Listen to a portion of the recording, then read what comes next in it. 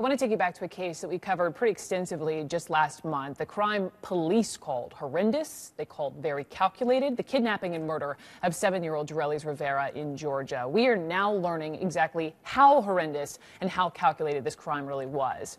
A 20-year-old apartment maintenance man has just pleaded guilty to murdering this little girl. And the child's family, they were sitting there in court. You see them wiping away tears, watching as Ryan Brunn told the judge in graphic detail how he lured their little girl into a nearby empty apartment with a photograph of her missing roller skate.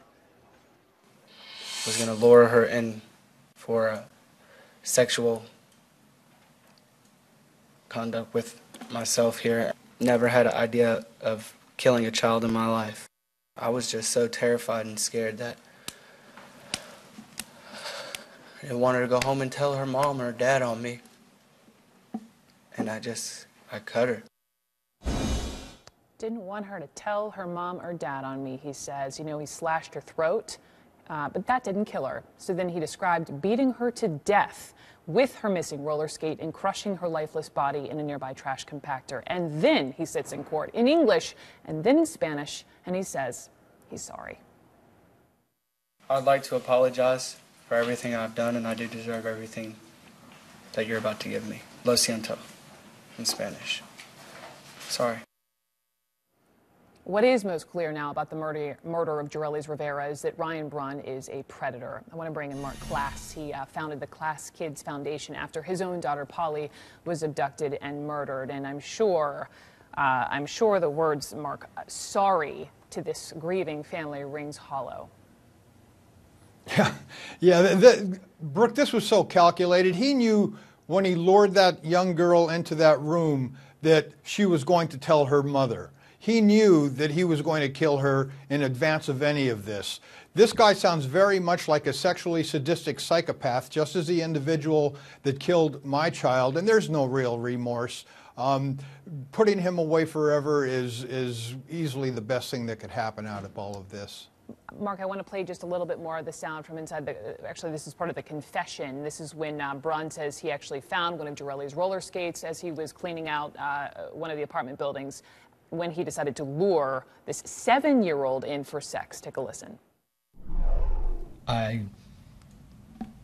photographed it on my phone and showed it to her and asked her if it was hers. And I asked her... You photographed the skate? Yes, sir. Go ahead. And I told her to come with me and I'll get it for her. And she came.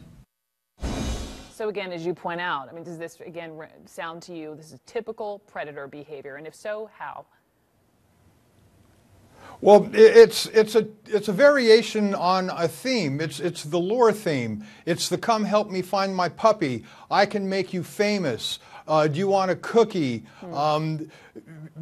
Predators use it across the board, and it's very, very effective in moving children into these situations that they're unable to get themselves out of.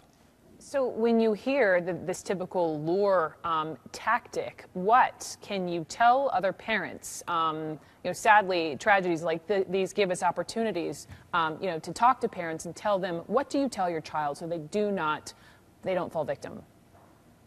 Absolutely, and these are very good points. First of all, people have to understand that the vast majority of citizens would never do anything to harm a child. Even men would go well out of their way to do something to try to help a child in need. But having said that, there's some rules that need to be followed, and it's not really about stranger danger because the vast majority of victimizations are perpetrated by somebody that the victim already knows. So what needs to happen is children need to tell their parents where they're going to be at all times. That when they're outside, certainly they should be with at least one other person.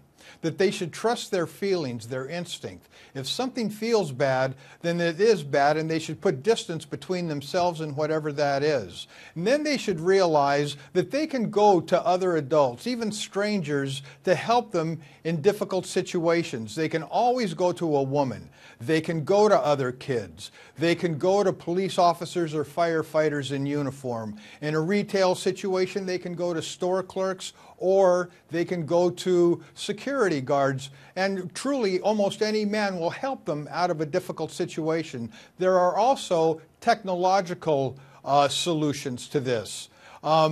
Every child over 10 should have their own cell phone so that they can have that 24/7 connection with the child, even when the child's not with them. Okay. GPS devices are precious because GPS devices. Because you can track the child. Go on.